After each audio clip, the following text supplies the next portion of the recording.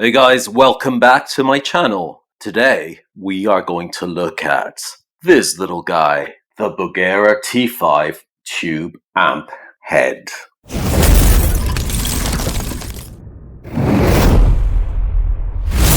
Okay guys, first things first, as in all my videos, let's talk about the construction. Hang on, I've got to put it down, I'm getting a bit tired here. Oh, that's heavy. So as soon as this thing gets delivered, the first thing you'll notice is that it weighs a ton. It's chunky, small, compact, but it's a heavy old amp. But I like it. Very nice metal construction to it all.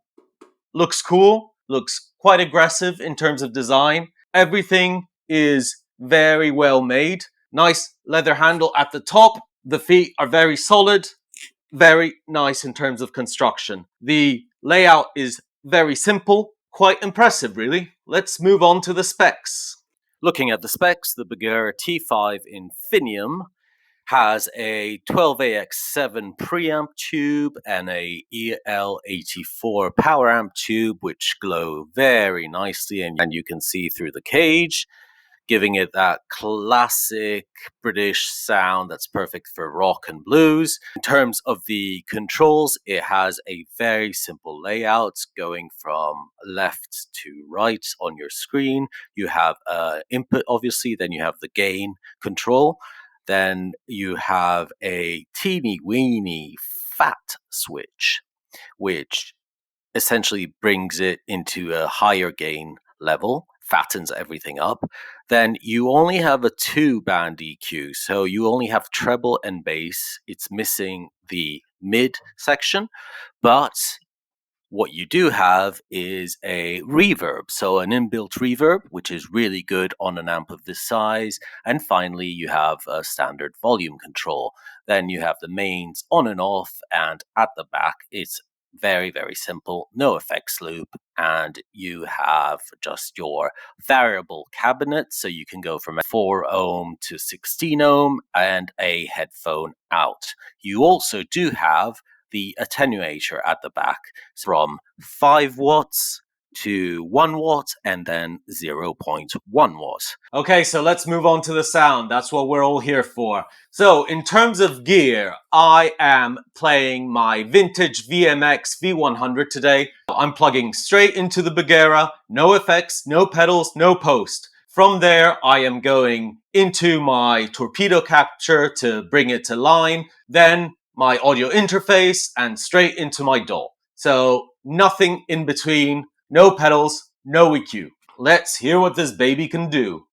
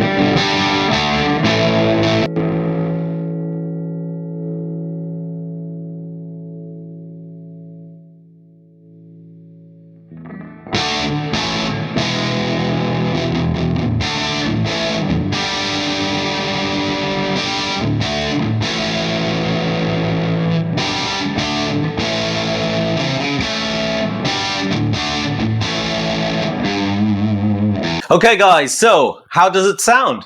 I hope you enjoyed those sound samples. A couple of initial observations from my side. This amp is very small, but it has a very, very warm, very round, very organic sound to it. So I think being in this category of the $150 sort of 100 to $150 price range, it's going against stuff like the Orange, this Hughes and Kettner stuff, even the 2 notes, preamp pedals.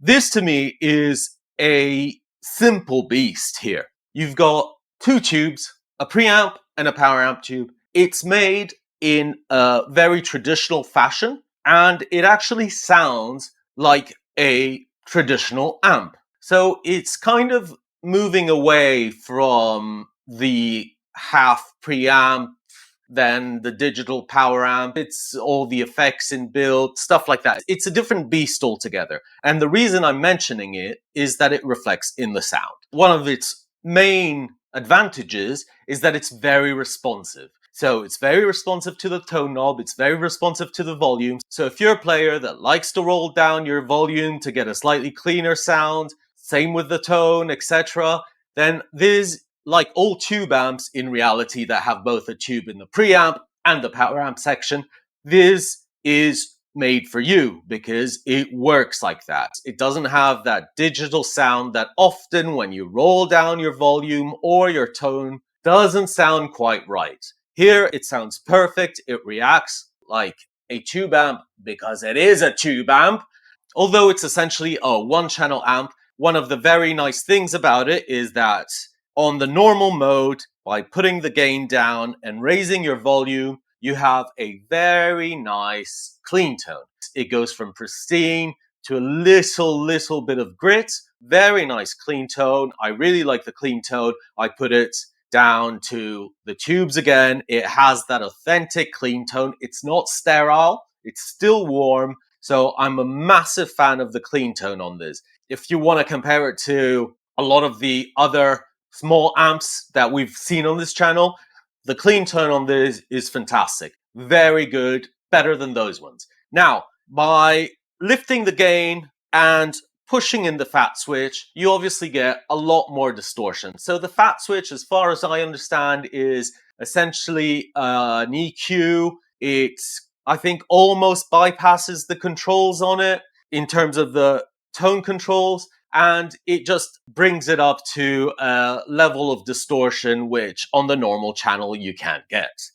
I'm still not sure now about that tone out of this amp, because I do find that if you're playing with a slightly darker guitar, something with a humbucker, with the gain up and the fat switch in, it does sound a bit dark for my liking, and it does get a bit mushy, a bit undefined, and a bit fuzzy. So I'm on the fence on that fat switch. Obviously, if you push the fat switch out and then crank the gain and the volume, you get slightly more of a defined sound out of it. It is important to note that this is not a high gain amp whatsoever. There's not a lot of gain on tap. So even with the fat switch, but it becomes, as I said, a little woolly. So I wouldn't really go there. It's a mild overdrive to cleanish amp. For me, personally, that's where it shines. So I'm not 100% sold on the distortion side, on the dirty sounds out of it.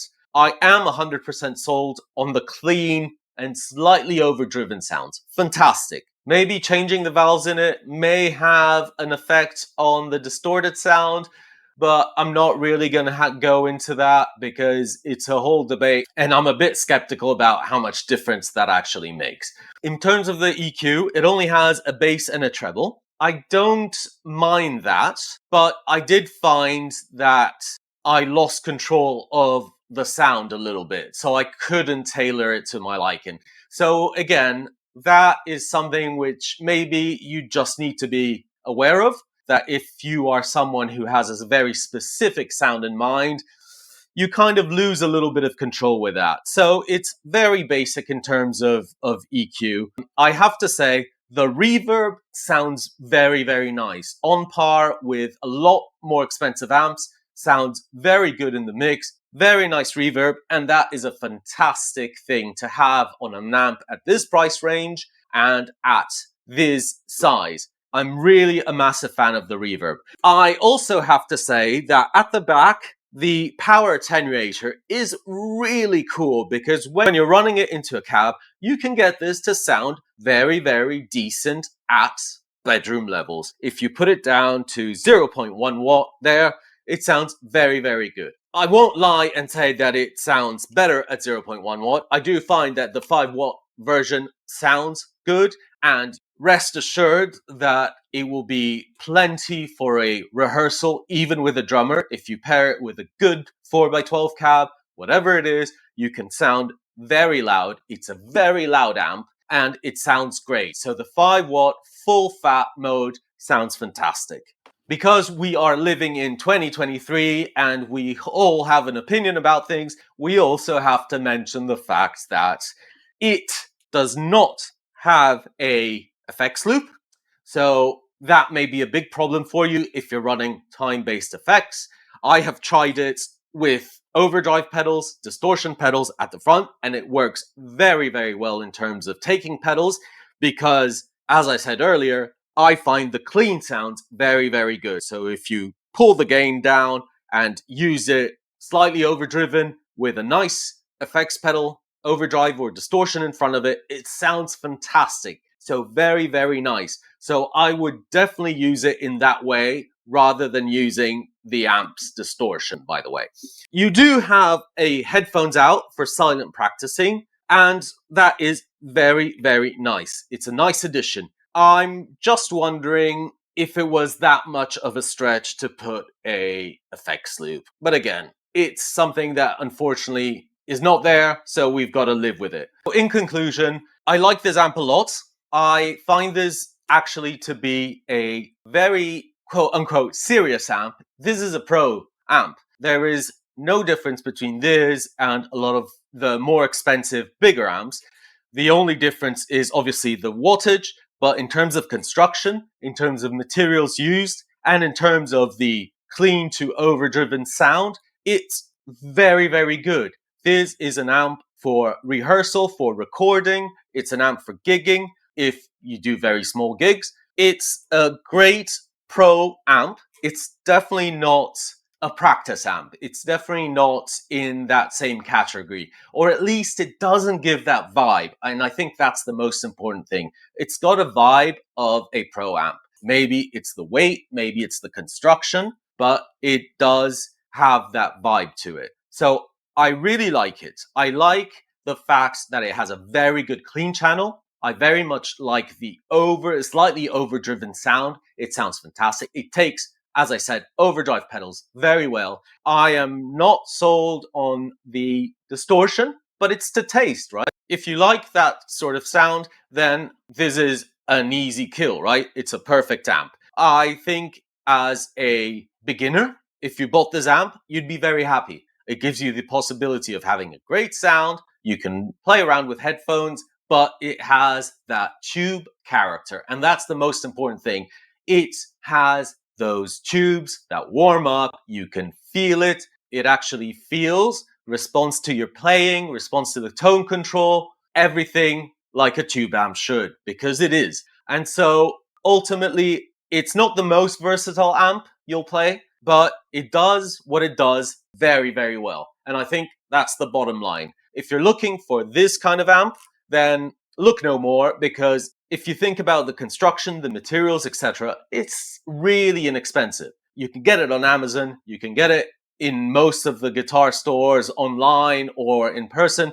It's a very, very good amp. So limited in use, but a top sounding amp for what it does. So there you are, guys. That's my review of the Bugera T5 Infinium. I think that's what it's called, right? Infinium. That sounds cool. If you're in the market for a high quality, small 5 watt amp, this is a very good option. It's inexpensive. It sounds great. So thank you for watching.